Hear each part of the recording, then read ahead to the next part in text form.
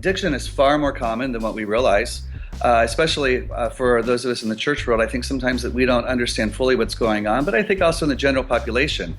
I like to start with the definition that the American Society of Addiction Medicine uses, which is addiction is a primary chronic disease of brain reward, motivation, memory, and related circuitry that leads to characteristic biological, psychological, social, and spiritual manifestations.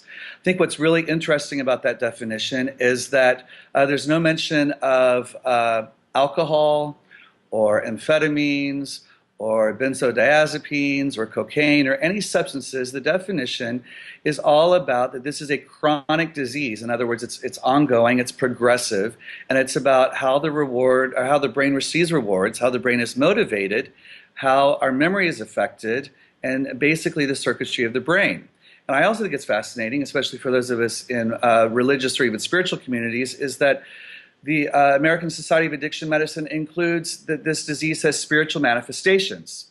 So that opens up a whole dialogue that we know that addiction does not discriminate based on class, gender, age, or even religious heritage. So you can be a good person and still be impacted by addiction either directly or in your family.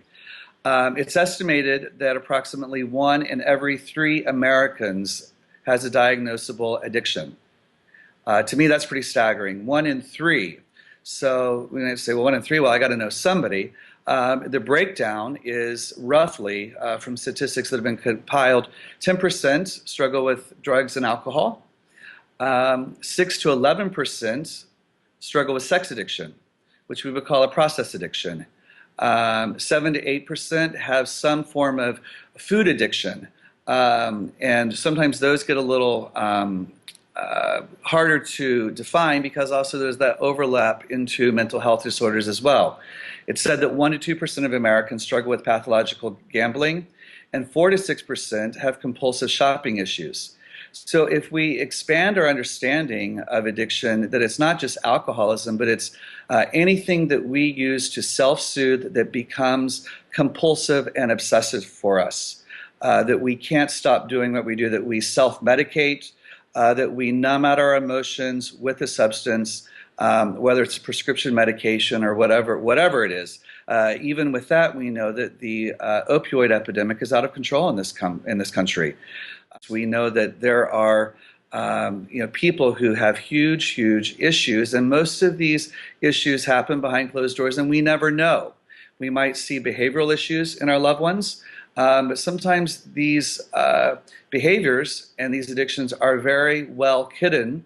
I also want to just note that with these, so if we say that 1 in 3 Americans have a diagnosable addiction, oftentimes this is underreported.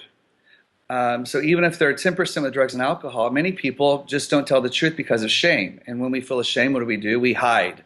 That's just human nature. So we are left with a staggering epidemic in this country that for some reason we as Americans and we as human beings love to use things and substances to cope and deal with problems in life, and to deal with our emotional issues, to deal with our relational issues, to deal with our spiritual issues.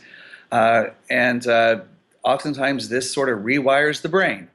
So I think it's important that especially those of us in the faith community understand that this is not just a disease, a state that has moral implications, but that it has spiritual implications and biological implications, and it takes the whole community at large to help a person heal, which includes the faith community, but also the medical community and the psychological community to really help a person break through and find healing and restoration and relief from these kinds of chronic disorders that plague people. I've never heard anyone say, oh, they're such a bad diabetic. But oftentimes we say, oh, they're such a bad alcoholic. And we shame the individual, and we equate this disorder with the identity of the person. So it's very important that we separate the behaviors and the disease state from who the person is. So maybe a better way to say it is, wow, their addiction is really strong.